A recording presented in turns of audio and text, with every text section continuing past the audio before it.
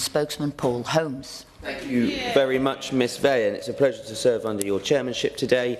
And I'd like to congratulate the Honourable Member for Hinckley and Bosworth for securing this important debate. He is a champion for his community, and I know that his constituents will be grateful to him for standing up for them today in this debate this morning. Now, both he and I are in the unenviable position as two examples of MPs whose constituencies are set to be paved over under Labour's new house building algorithm, and he, like I, also have a Liberal Democrat council, and I know that his council lacks an updated local plan, which it has done since 2019, and also that his council, if not engaged in speculative development itself, my council has given developers a blank cheque in Hinckley and Bosworth to build at will, while brownfield sites in nearby Labour-run Leicester City will be spared for their failures by having their targets cut. And he is right to pick out what I have called in this House before a politically gerrymandering algorithm that this government has put forward. Because, as my honourable friend behind me said, you know, I find it really surprising that there are no Labour backbenchers here today.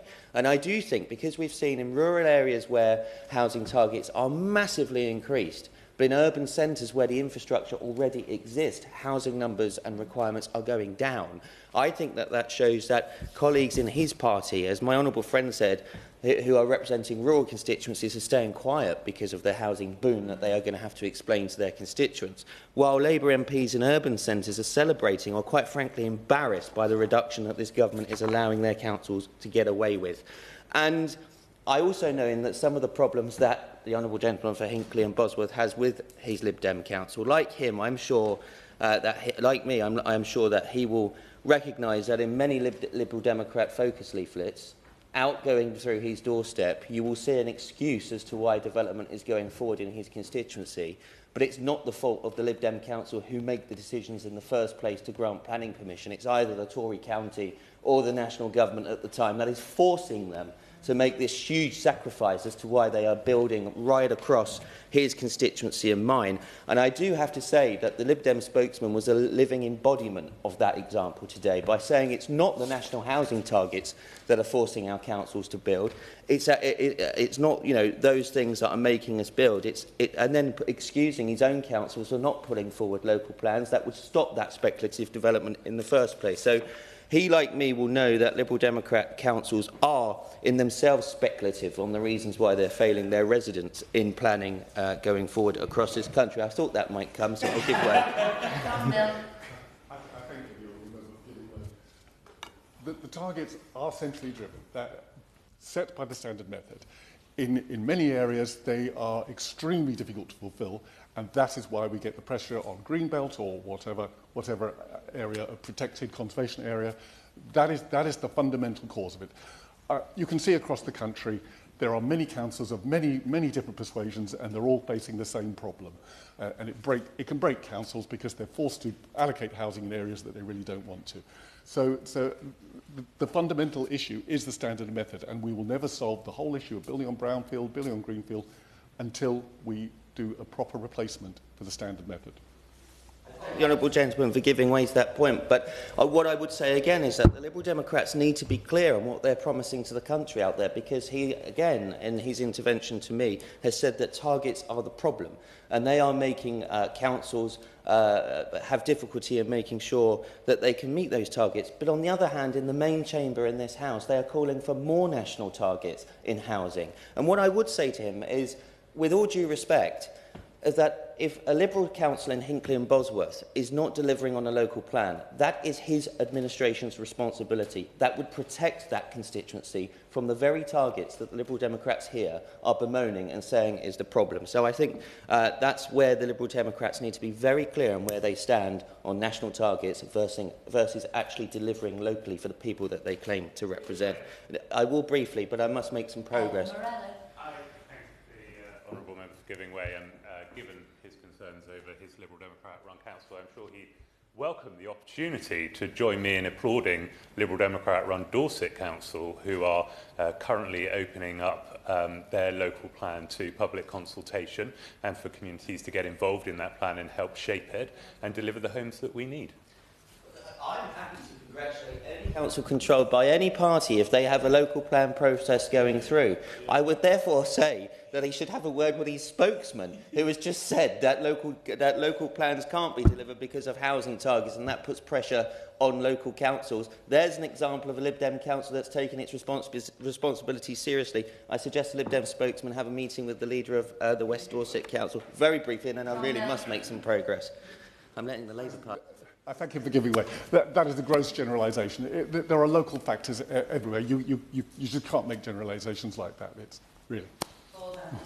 I think we've probably exhausted this line of debate. But what I would say, again, is that we have an example on the record from the Honourable Gentleman where there is a Liberal council in Hinckley and Bosworth who hasn't delivered on a local plan, but there are Liberal Democrats in this House pushing house targets in the main chamber of this House, actually asking for more national housing targets, but here in this Westminster Hall claiming they are the problem why Lib Dem administrations can't deliver local plans, and we'll let the record stand.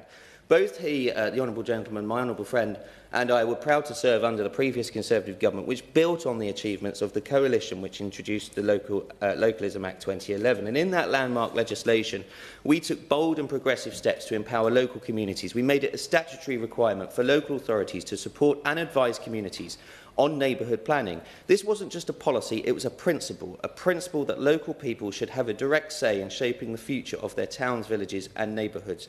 And as I'm sure colleagues will be aware, Schedule 9 of the Act created a framework through which parish and town councils, neighbourhood forums and community organisations, in other words, local voices, could lead the charge in designating local development plans, not as spectators but as active participants in the planning system.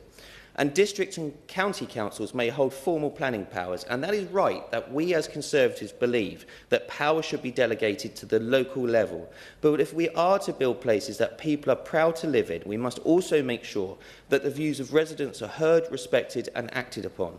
Parish and town councils should never be relegated to rubber stamping planning decisions. They must be central to shaping the development of their local areas. Villages know best. My honourable friend talked about, all honourable friends actually talked about how villages in their constituencies want to build, and they want to have an active say in how their villages are shaped. What I would say, and as I'll go on in my remarks, what I would say to the Minister on the front bench, that we have seen a long-standing position of this government with the erosion of planning committees, the erosion of rights of local councillors at parish, district and at county level, the erosion of their ability to make local decisions on behalf of their local people. And along this vein, I, like many others, welcomed the strengthening of neighbourhood planning in the Levelling Up Act and Regeneration Act 2023, which gave greater weight to those plans in decision-making. The introduction of neighbourhood priority statements was a practical and positive step forward, giving parish councils and neighbourhood forums another mechanism to shape local policy with a duty on local authorities to listen. Sadly, this progress has been halted. Since taking office just over a year ago, this government has made its mission clear: to sideline local people and centralise control. Through changes to the National Planning Policy Framework, their smoke and mirrors grey belt policy, and now the Planning and Infrastructure Bill, they are systematically removing local voices from the process. This is not reform, it's a power grab. And the message is clear: the future of our towns, our villages and our green spaces are being determined in Whitehall, not in our communities, and that is a betrayal of the very principle of localism. When local voices are ignored and planning decisions are imposed from the centre, trust in the system is eroded and disillusionment grows. We are becoming accustomed to disappointment when it comes to this government, but to see without so much as a ministerial statement that ministers have pulled funding for neighbourhood plans is another mark on their scorecard. This decision poses a serious setback for the principle of localism and undermines a widely celebrated initiative that has empowered more than 2,500 communities, with over 1,000 neighbourhood plans successfully passed at referendum. Parish and town councils have historically played a vital role in this process, driving forward locally led planning that reflects the needs and aspirations of their communities. Neighbourhood plans have been a massively successful policy across the country. From small villages to growing towns, communities have embraced the opportunity to shape their future. But the government's plans threaten to undo these successes. Not only are they centralising power, but with looming unitarisation, we will see the erosion of these local voices even more, as these bigger local government councils will not have the time, nor likely the inclination, to bother with designating development areas, leaving already overdeveloped communities at risk of yet more reckless building. Finally, Miss McVeigh, as I've said earlier, my colleague, the member for Hinckley and Bosworth, has been consistent and passionate advocate for neighbourhood planning. He has highlighted the benefits of the process in this chamber on many occasions, and rightly so, and I commend him for this speech today. He has outlined many of the problems that we're seeing with local councils, with the pressure that they're going over. But it is more like, but what is going on now is that this erosion of the responsibilities and rights of local people to have a say over local decisions must stop. We will continue to be a constructive but challenging opposition on the Planning and Infrastructure Bill, and I urge the Minister to speak to his colleague to try and give back power to local communities. Yeah.